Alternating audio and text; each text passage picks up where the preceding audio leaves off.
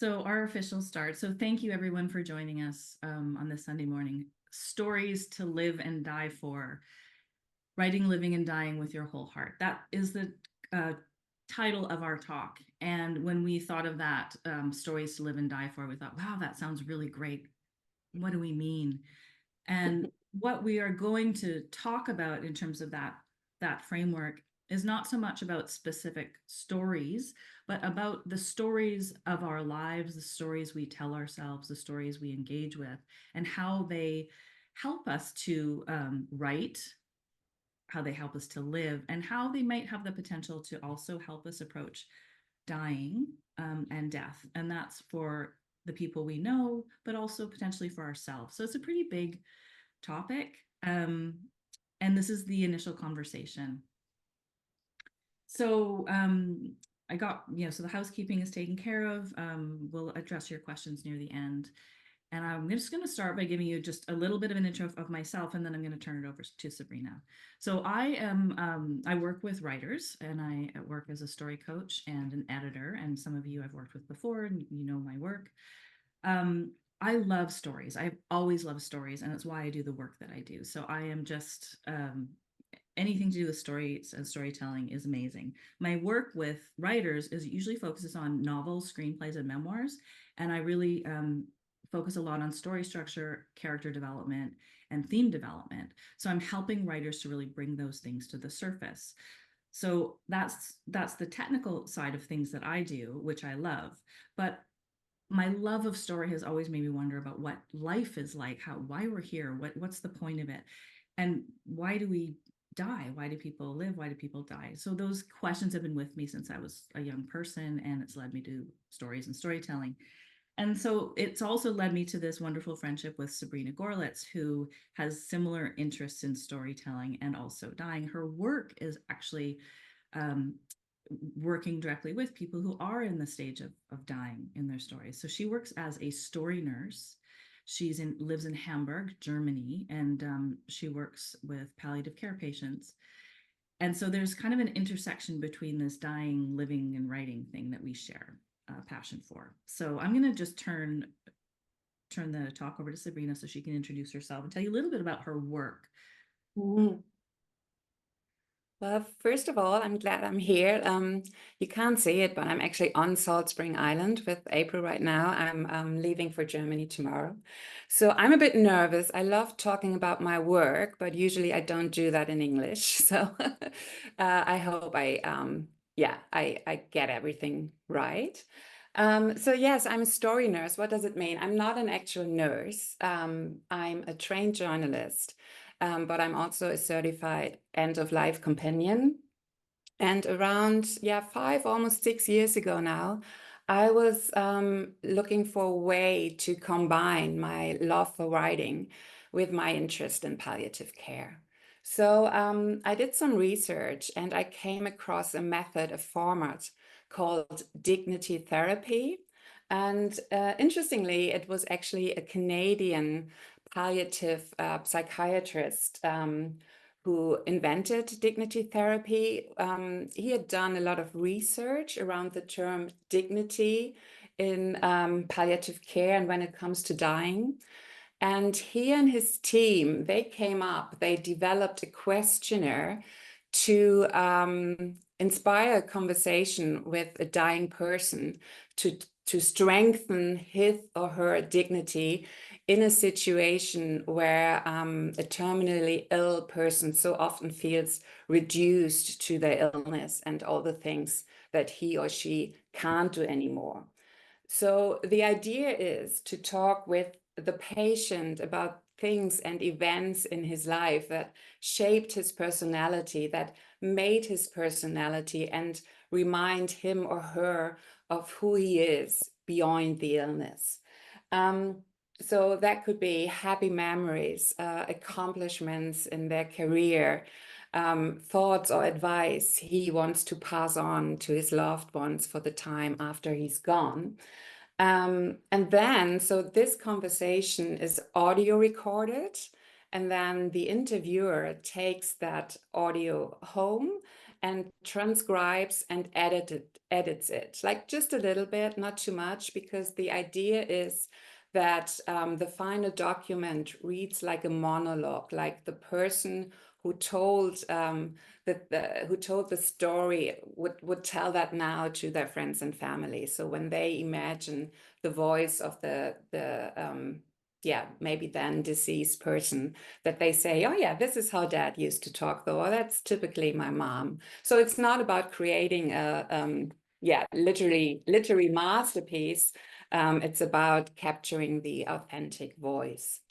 And then this paper, this document is read out aloud to the patient. So I would go back to the bedside and read it. Like, we come back to that later in our talk today, because that's a very special moment. And then the person has the chance to make adjustment, or he wants to say something more. And then finally, when he or she agrees to everything, it's printed out on nice paper. It's going to be bound into a booklet with a cover, and it's handed out to the person. And then they can pass it on to their loved ones. Like, they get as many as they want. So that's the process, and that's how I initially started out. I started out like doing dignity therapy. I had some training in it, but over time I adapted it and made some changes to the concept and made it my own. Today I call it palligraphy, which is a mixed word, a combination of the word palliative and biography. And it's, yeah, it leans to calligraphy, which you may know, like the art of beautiful writing. And the changes that I made, like, they mostly relate to storytelling, because that's where I professionally come from.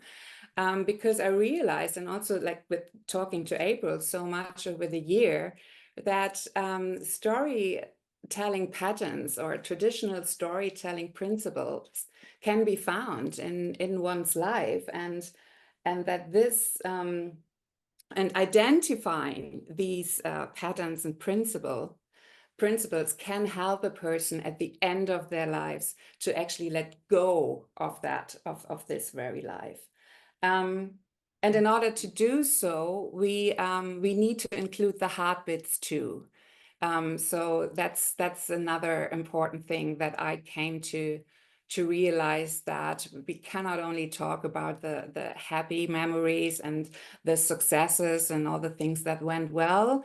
We also have to talk about the maybe crises they've been to, challenges they had to face, or moments where they seemingly failed, because talking about that at the end of one's life can help going through this final and probably hardest existential, sometimes crisis, but it's definitely a turning point, and a point of, you have to let go whether you want or not. So, but we'll come to that in a bit later.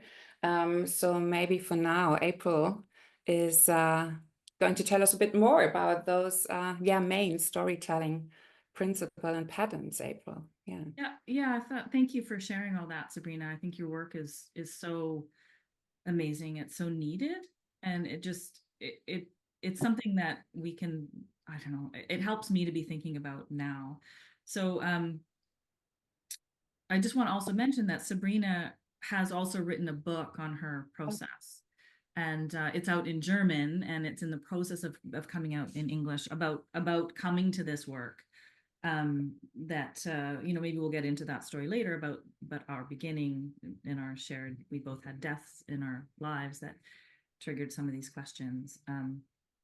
And also, April, it's if you want to find out how April and I met, that's in the book.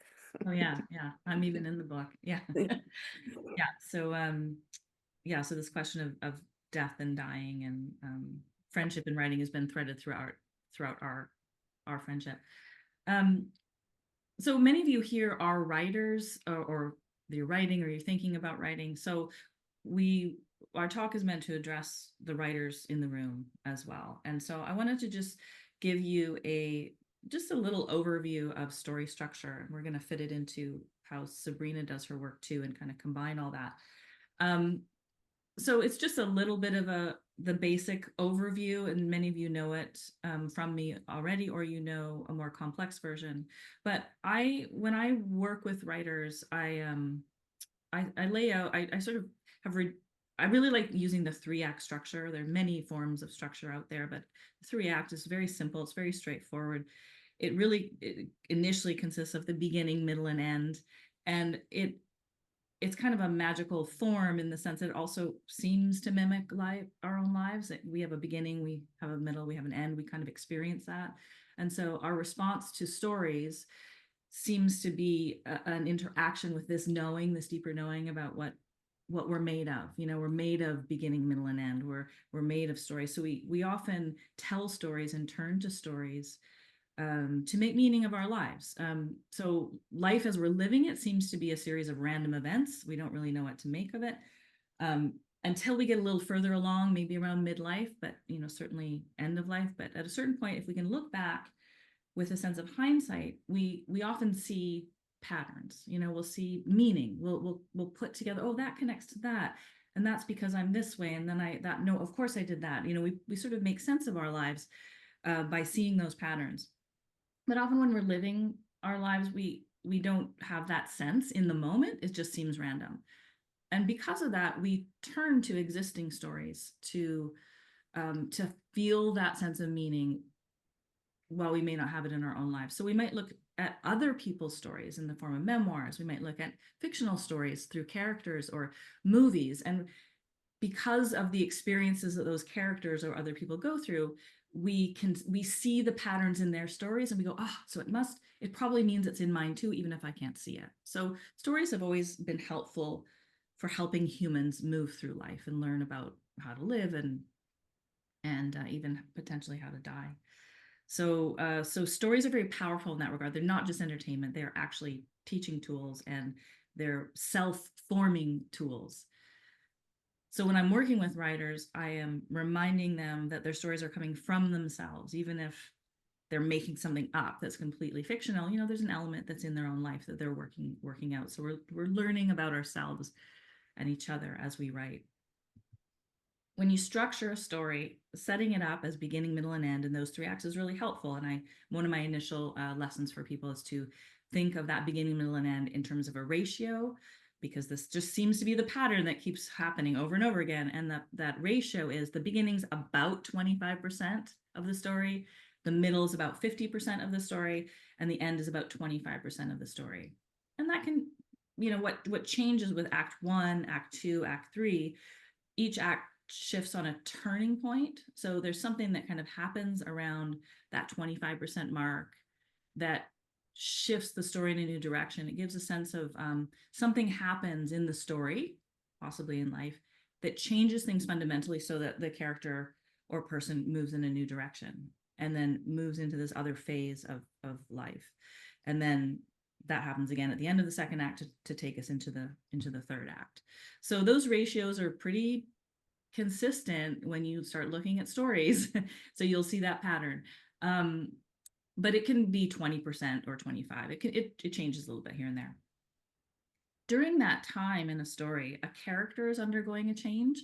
A character is experiencing what we call a character arc. So characters start out one way and end up a different way. There's change throughout the story. There's something that happens during the story to make that character seem different by the end compared to the beginning. So that's a really loose definition of character arc. And I like to say in Act 1, we learn who the character is at the beginning. We learn who they are to begin with. In Act 2, we see how they evolve and change because of their story experiences. And by the end, by Act 3, we're seeing who they've become because of the changes in the story. So a story will start in one place and then start somewhere and end somewhere, and then this pattern is created in the middle. Like this pattern, it's all relative to what you decide to include at the beginning and the end in terms of an actual story. We're going to apply that to life in a moment. but this combination of what's happening in the first act, second act, and third act, and how the character is at the beginning compared to how they evolve and how they end up at the end, who they become by the end, that sort of outer story and inner story of change gives rise to a theme, which is really a meaning. So my definition of theme is a feeling based insight that lingers after the story is over. So a theme in terms of its meaning is a feeling based insight that lingers after the story is over. So it's something that we feel, it's something that isn't just in the head, but we're aware of it in the heart. And it's something that we can maybe we're aware of as an insight that's a bit of a combination of the head and the heart, like a new sense. And that's the meaning of the story that we come away with. So those are sort of the basic things I just wanted to cover in sort of the story structural elements.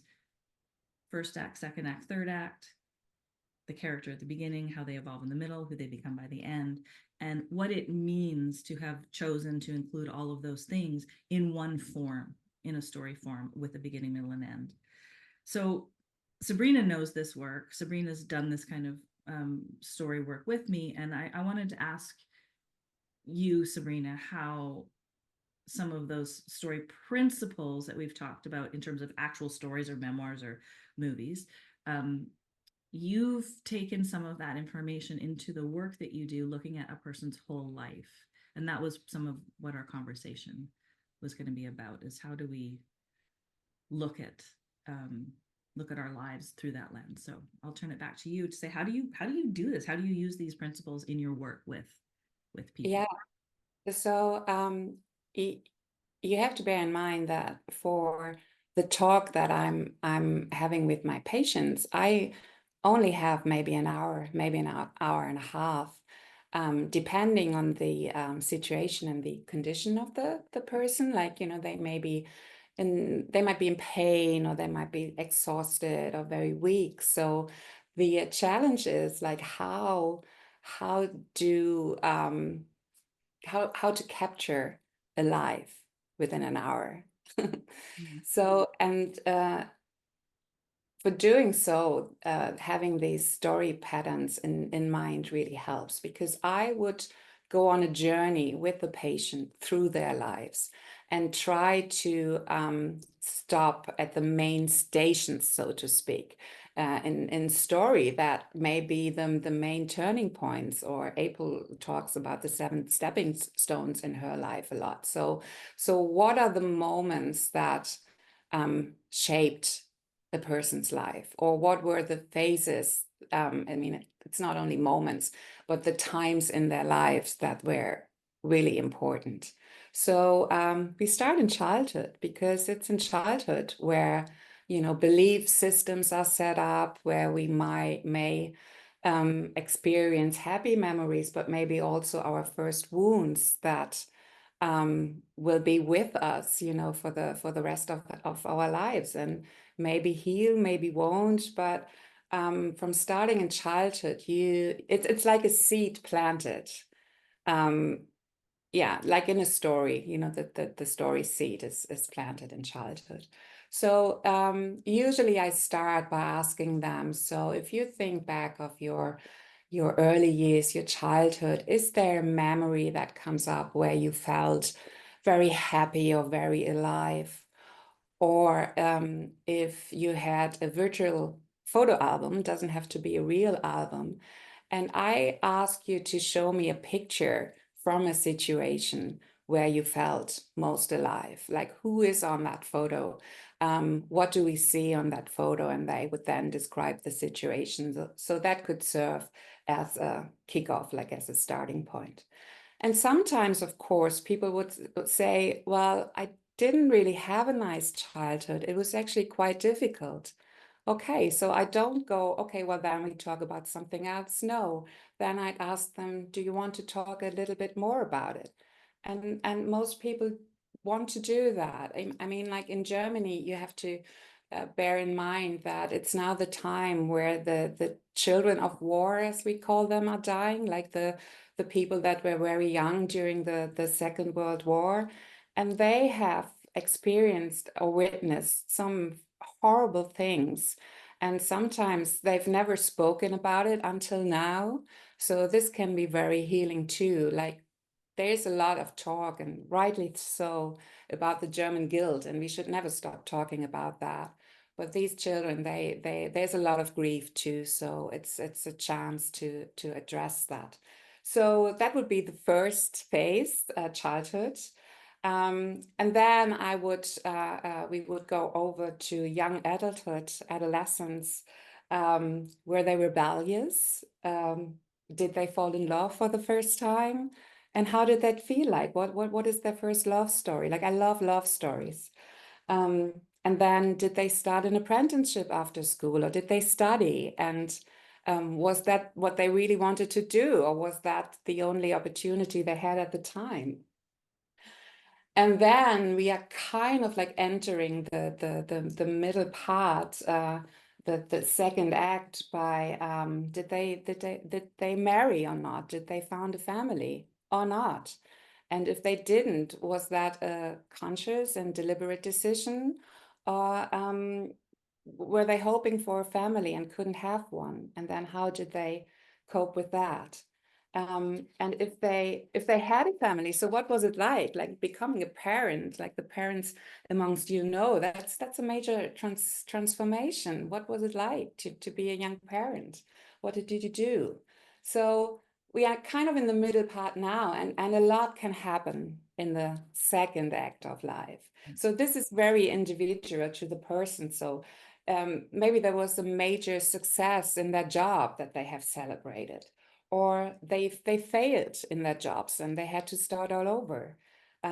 Maybe they traveled a lot with their family and they've seen amazing places, or they got a divorce and everything fell apart, but maybe they were able to start all over.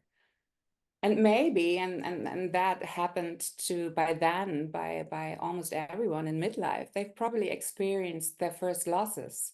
Maybe their parents have died, or a sibling, or a close friend. So how did they deal with their own grief back then?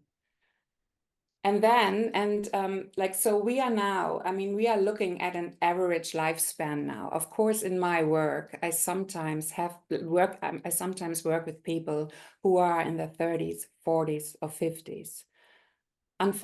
Fortunately, though, most people die when they are old. So now for this talk, we are mainly looking at an average lifespan.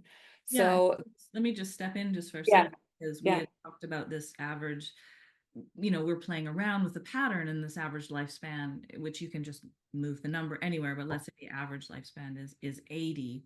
And if you broke that down into the ratios for the three acts, you'd have the first act being up to age 20, the second act being sort of 20 to 60, and the third act being 60 to 80. That's one way of looking at it. And you can adjust that if the lifespan is shorter or if it's longer, and be thinking about where you are or where you were, and how your understanding of storytelling principles fits with what your own life experience is. And we'll come back to that again, but please walk through the sort of, you're getting into the sort of second part of the second act with a life, and then And yeah, and it's interesting maybe to ask yourself, like, have I entered those acts consciously? Like, like nowadays, I mean, I see men in my age, or women too, who still appear to be in the first act. Like, they, they can't commit to a person. There's this fear of missing out. So, but then I think the going to the third act can be a challenge for many people too, because what does that mean?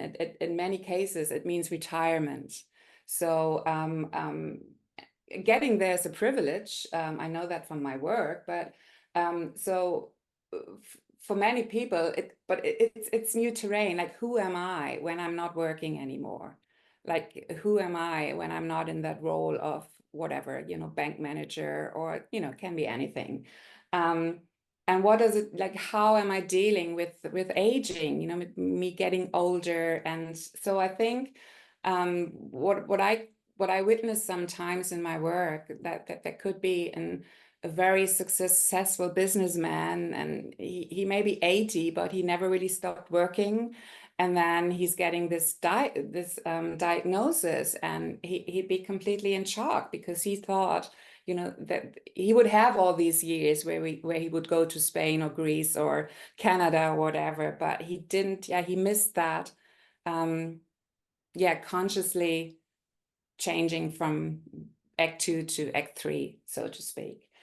And then, of course, like we are now coming closer to the end of that journey, is getting a terminal diagnosis, because that's a major thing. Like from what people have told me, it's a moment that really divides the before and the after. Like everything changes, everything stands still when you like, I mean, we are all dying, yes, we know that in our heads, but it's different when someone is telling you, you know, you quite likely only have, you know, months to live, maybe weeks. So that's something we definitely talk about. And also, like, who is there for you now? Like, who is helping you? Maybe who has left also, because some friends, you know, go away.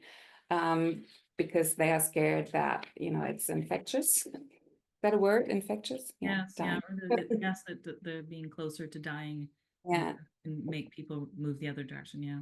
yeah. And then, and that's kind of the last part of the conversation, the last part of the story is sharing their thoughts and feelings on their own death. Like, what are their thoughts? Like, what do they believe in? Do they believe in an afterlife or not? Do they believe maybe they'll be reborn again? And so as who or as what? So like I try to invite curiosity. Like, you know, some people would say, oh, I don't believe there's anything, you know, it's nothing. And then I go, well, would you be open to be surprised maybe? And, you know, most of them would. And then we talk about their ideas, because like when my father died, like in hindsight, I regretted that I never asked him what his beliefs were. So I think for the family, like for the people who are left behind, it's nice to have an idea where the person can be found after. So it's actually a question I'm asking people, like, is there a place where you can be found after you're gone? Is there a place where people can think of you, and or maybe a song or whatever? So that would be like the final part of our conversation. And yeah, so I try to really tell a story from birth to death. And well, April, you probably want to jump in and say something to that. Why then? And then I'll come back later and Well, I do want to ask one question about that process, because I'm sure more people are interested in this too. Is you're going through that experience with a client, with a patient. How is it at the beginning of that experience when you first sit down and talk to them compared to the end? Like how is the journey of the telling of the life story? What kind of effect does that have on the person? I think it's that integration from knowing in your head that you are going to die soon to feeling it in your heart. So I would meet someone maybe in the beginning, and well, they know that they are dying. Like they wouldn't be in denial anymore, because if they were, they quite likely wouldn't talk to me. I mean, that happens too, that people refuse to take the offer because they can't go there now. But what happens sometimes is that someone would say, oh, you know, he might be, I don't know, 68. And he'd say, well, I'm sure I'll get to live to celebrate my 70th birthday. And maybe we, like the doctors, nurses, and I, we would already suspect, well, probably not, but, you know. And then we are having this conversation, we are having the talk, and then I come back a few days later and I read it out aloud. And I think that's often the moment where they realize my story is told. So my life is coming to an end. There won't be an additional chapter, like not in this life. And it gives them, in my, like from what I've witnessed, it gives them some sort of peace. I remember that one man, like I came back, like when I finally handed him over the final booklet, and he was holding it in his hands, and it would be maybe 15 pages or so. And he said, I'm feeling so much lighter now. Mm. So it's like there is this booklet now, and that booklet, that story is a place, like metaphorically speaking, it's a place that can't be reached by my illness, and it can't be reached by my death too. This is safe now. Like wherever I go, this is safe. And also, it may be an opportunity for me to come back, like because whatever we believe in, what comes after death, like one thing is for sure, like we come back in our stories. Like once someone is telling our stories, magically a part of us returns. But the but therefore these stories need to be told. So I think there is a kind of acceptance and a kind of really feeling it, because I said before, sometimes people would say, oh yeah, like I hope I have another 2 years in me or whatever. But what we have observed within the team, so that is not only me, what we have witnessed, that sometimes after this process, people kind of give in to what's happening. It doesn't mean like giving up in a terms of, oh, I don't want to live anymore. No, I do want to live, but I know I can't. I know this is the reality now. So I'm going with the flow, like I let myself be carried by the river. Mhm. April and her mom, they have this saying, like, you don't want to push the river, let the river carry you. So I think this is what is happening. And I think that has to do a lot with the story, with the magic of storytelling, because story always has been, and the writers amongst you know that, or the readers also, stories are a way to stay connected between time and space. Mhm. So yeah, and Would you, yeah, can I ask that's you it. another question too? Because we talked before about, life as we're living, it seems like a bunch of random events, but only in hindsight do we Yeah. connections. Have you found in your experiences with patients that the process of telling their story gives them that sense of hindsight? Do they see patterns? Do they see connections that they might not have seen before? Oh, definitely. I think we all have our blind spots Mhm. when it comes to our own stories. And it can be very enlightening in a way when you talk with someone. And see, I'm the stranger. They haven't talked to me before, so that's a good thing too. So there is no social filter. Like I'm not listening as a relative. Oh yeah, well, I've heard that story 10 times before, whatever. Like I really want to know. So and I really want to hear what that person has to say. And then I make connections. Like I mean, we have to be a bit careful because I'm not a therapist. So I'm allowed to um find the common thread, or the red thread, as we say in German, and I'm allowed to pick that up and suggest to the patient, do you see a connection here as well? But I'm not the director of the story. So most of the time it's like almost like me being a midwife, which is interesting at the end of life. But I'm helping, maybe that something is maybe not born, but to see that in a new light. And it's interesting, especially when it comes to hardship or a crisis or past challenges, that in the face of death, um, you change your perspective sometimes, and you look at it differently.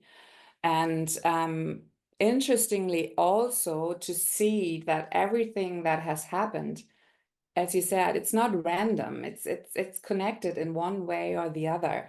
Um, it helps the person often to not have any regrets. Like April, you and I, like I said it to you a lot.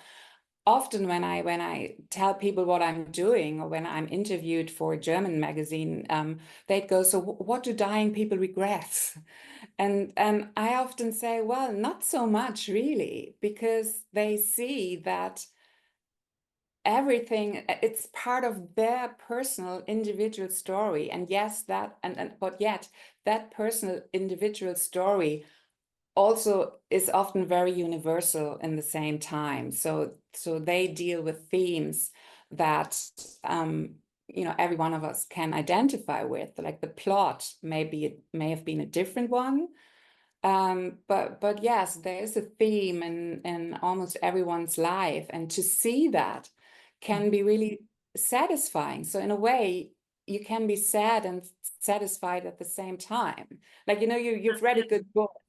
We've Yeah, been you've read talking a about that. book, or you're walking out of the cinema, and it's been a sad movie, but yet you feel fulfilled. So most of the time that work helps people to say, actually, I think I would do it all over. Maybe here and there a bit differently, but Mm. everything needed to happen in that way. The lows, the highs, it's part of who I am, and it's part of who I will be reminded. And it gives them ownership of their story. I think that's a very important part too. That they, at a time where there's so much that they can't do anymore, they can still own their story and pass that story on. And Yeah. that's important at the end of life, but it's also an opportunity within life at any point you Mhm. thinking about these things. This conversation that we had about regret was quite interesting. And then also this idea of feeling sad but satisfied. So we talked Mhm. about how at the end, at the end of a good book, it doesn't have to be a sad book. The end of a good book or the end of a good movie, you're just like, you don't want it to end. You really don't want it to end. Mhm. But it needs to, and so you close the back page, you get up and you leave the theater, and you have that feeling of satisfaction for having experienced something complete, but there's a letting go. And I think that people, one of the reasons it feels sad is that we don't like to let go, we don't like endings, but I think we don't like endings because we don't really look at them. So if we go back and talk about how reluctant many of us are to even think about our lives as a third act or think about the end. We just want to keep restarting. Our culture is so in love with beginnings and with potential and starting over, and let's do a first act again. But there is a way that we can feel sort of out of sync. We might feel it internally that isn't quite the right thing to do, but we're compelled to do it, perhaps out of fear, perhaps out of wanting to Mhm. push away. But that there's something, very beautiful about the end. There is a story isn't complete without its ending. There are those three things: beginning, middle, and end. And so one of I'm going to come back to this again, but one of the things that you said about regrets, what do dying people regret? You know, um, I think that's a question that the living ask. The living, Mhm. we who are living, and say, well, what do people regret at the end, so that maybe I can not do that or fix something while I still have a chance, Yeah. And so that's another reason why stories are for living. They really are for living, until the moment we're dying. So it helps us to get to that point, but we need to be willing to accept the different parts of life: the beginning, the middle, and the end. That said, within an overall life, beginning, middle, and end, there are so many little stories, and to Oh be yeah, of aware of that course. as you go through, like something simple like Sabrina's come for a visit, and she has a beginning part of her visit and a middle part and an end part. And we have a beginning to the conversation, a middle, and an end to the conversation. That there's these patterns within patterns, all along, that can help teach us and help show us what beginning, middles, and endings are, so that we can kind of face the biggest one. But Sabrina and I had this conversation, this sort of what if conversation that we wanted to put out to the group, which is what if you viewed your life as if you were in the third act, even if you aren't, but what if you were willing to look at it that way? And so to set up that framework a little bit, I wanted to go back a tiny bit to the storytelling Mhm. elements. Going a little deeper into the structure, in the beginning, there's a setup of a story, and something happens, an inciting incident, something happens to kind of kick the story off. This is a little bit easier to see in an actual story that a writer would write than in a life. But we could go with the seed in childhood. But there's something that begins, that sets the story in motion and raises a story question, and then the story moves into the second act as it turns on a turning point. A choice is made in life. Perhaps you marry somebody, perhaps you take a new job, perhaps you move to another country. This can all happen within a story or within a life. That puts you on a completely different track. And in that new world that you're in the hero's journey, that's called the extraordinary world, moving from the ordinary world to the extraordinary world. The hero's gone into this other world, and that's where the learning happens. That's where personal evolution occurs. That's where the trials and failures, trials and tribulations, successes and failures, things you learn, things, you meet people, you're slowly, incrementally changed and evolved. You evolve closer to, maybe your soul's truth. Usually a story, the story situation and a life situation is going to give you opportunities to find the true self within. Mm-hmm. And you can resist it or you can move towards it. And most of our lives are a bit of a push-pull with mm-hmm. trying to get closer to what our deepest heart wants, what means, expressing what means the most to us versus doing just what other people tell us to do. And so a character is going through those kinds of motions as well. And there's often, at the end of the second act, in terms of story structure, there's often a crisis moment where the story situation takes us to a place where we have to really investigate our old beliefs and possibly trade them in for new ones by going through some pain, going through an ordeal, going through a dark night of the soul. And in a single life, there are many cycles like that where we go through different dark nights of the soul and we learn different things and we grow and change in different ways. And out of that new learning, we turn our life towards a new direction. We're willing to step from the second act into the third because of that deep awareness that might be painful, that might include some loss. But the decision to move into the third act and kind of face some of the final stages of battle, it's called, in her hero's journey, but that's all metaphorical. You step in and you kind of face the final fears of life, the final dragons in your life, and you overcome them in a sense. The hero in a story like that overcomes the darker forces and then has earned the right to bring home the elixir. So one of the features of the third act is this opportunity to bring home the elixir. What has been learned in life, what has been learned because of life experiences that can be shared with community, that is a gift to community. It could be something small, but could be something large, but it's this idea that our lives do mean something. And I think we do a lot of things in our lives, we make a lot of our choices in our lives to create meaning. And I would say for many of the writers in the group here, writing is a source of meaning. We write because it's meaningful, but we also want to create meaning. And maybe without some opportunity to do that, life wouldn't feel as meaningful. So even the path of a writer's life, as you get towards the end of it, you have this elixir of knowledge of what that life has brought you, what the gift was, and what might be able to be passed on. The elixir in the hero's journey is brought back into the community and it feeds and nourishes the community. And that's separate from the hero. The hero can let go at that point and allow that nourishment to exist beyond them, for others. So there are, as much as in life we like to deny and push away and postpone the third act, there are tremendous gifts there. So, and every writer needs to face that too. Oh, my story does have to come to an end at some point. How am I going to do that? And a lot of writers struggle with that. They struggle, well, how do I end it? Well, these are one of the ways, this willingness to change, to grow, and to let go, and to let the learning sort of reseed the territory of the landscape and of the story landscape, so that there's a new beginning will come out of it, even if you're not there to see it. So there's the story structure. If we put it back into your camp, Sabrina, with a person's life, they've written this story with your witnessing help, with your writing help. this story, their life lives on in the seeds of this, like this, the elixir of the story that they've left behind, but it doesn't need to be that the person can go. So could you just come back to that sort of? Yeah, I mean, I spoke of the seed that's planted in childhood. So now by having this talk, it's like we're harvesting the fruits of that tree that grew over that lifespan. And this can be a seed for a new tree, a metaphorical tree that we ourselves don't fit beneath, but that tree may give shelter or protection to someone else in the future.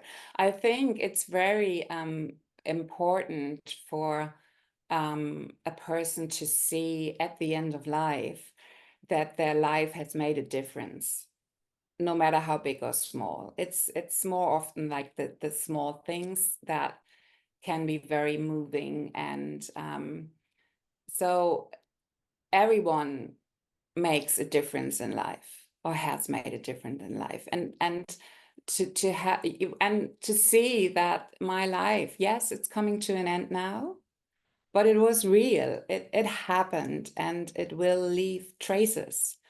So I think that's very important. And April, like you were talking about the hero's journey, I just want to say something about like the hero or hero stories we are telling on death and dying. Like I think, April, you've said that here in Canada or in Western culture, it's the same, that often we hear from the people who, you know, put on a great fight, and, you know, they won't give up, and they fight till the end, and like dying is not an option. So, and like say celebrities or so, that there must be such a pressure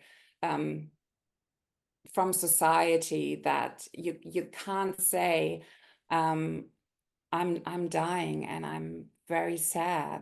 I don't want to, and I'm afraid, and I don't want to leave my family behind. No, it's like, no, I'm not going to die. I put up a great fight.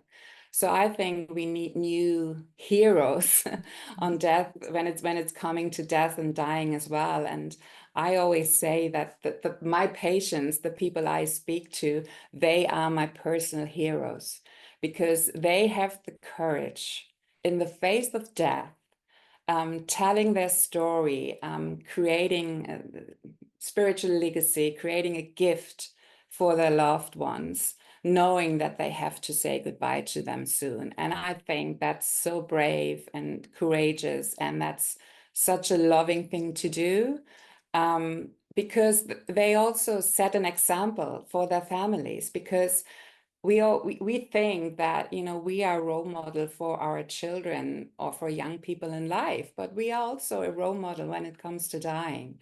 So when we dare to speak and express our feelings at the end of life, our children might do the same. And hopefully they are surrounded by people who are listening to them when we can't do that anymore, when we can't, but, you know, maybe we are going to pick them up, hopefully. But I think that's a very important thing, that yeah, telling a story that is not about survival. It ends with me dying, and it only can end because I'm dying. It is only a story because my life is coming to an end. Yes, you And talk about that, closing the circle. yeah, closing the circle. And yeah, I'll try. I mean, I'm not forcing it. It often, like after that hour or that hour and a half, there is a moment where that circle, that circle of life that we so often speak of, closes. And I think it's a good thing to know that this circle, it closes in hindsight. So whatever situation we find ourselves in, and how difficult it is, there will be a moment when that circle closes, and it will feel okay. And also, maybe I just want to address that briefly. I've met people, as I said before, who died in their 40s or 50s or even in their 30s. And most of them, actually, I think none of them was like angry or mad or very, very upset. And they would have had every right to do so. So why is that? Because these people, they have lived their life as if it was going to die, like sorry, as if it was going to end long before they got the diagnosis. So they practiced maybe every now and then that as if they were in the third act already. And Mhm. this is what I've learned from speaking to people whose life was cut short, that it helps to, like, you can't think of your mortality all the time. It's not that. But it's a bit more consciously, like a bit more, well, this story I'm in now, it's going to end. And I mean, it's like a movie. You don't want it to end, but you want to find out the end, so it better be a good one. Mhm. So yeah. Yeah, and that comes back to what you were saying too about the coming back to owning your own life, being the author of your own life, taking the Mhm. authority of your life, uh, Mhm. writing your own life, but not from this sort of pop psychology, your best. Yeah. We were really trying to, no, it's not about that. It's not about a heroic journey per se. I want to touch on the heroine briefly too in Mhm. a moment, but it's about what is the true heart-based life Yeah. you're living. How do you own your true heart-based life? It doesn't have to be big. I said early on about what the theme of a story is for me defined as the feeling-based insight that lingers Mhm. after the story is over.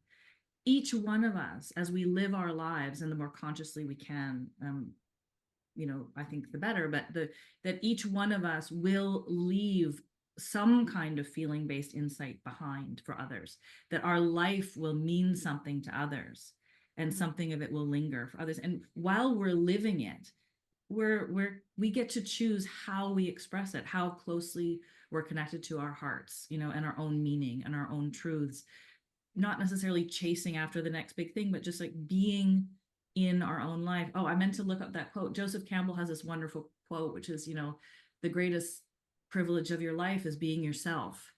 It's something along Mhm. those lines that only, not that sort of cliche one of just be yourself, everybody else is taken.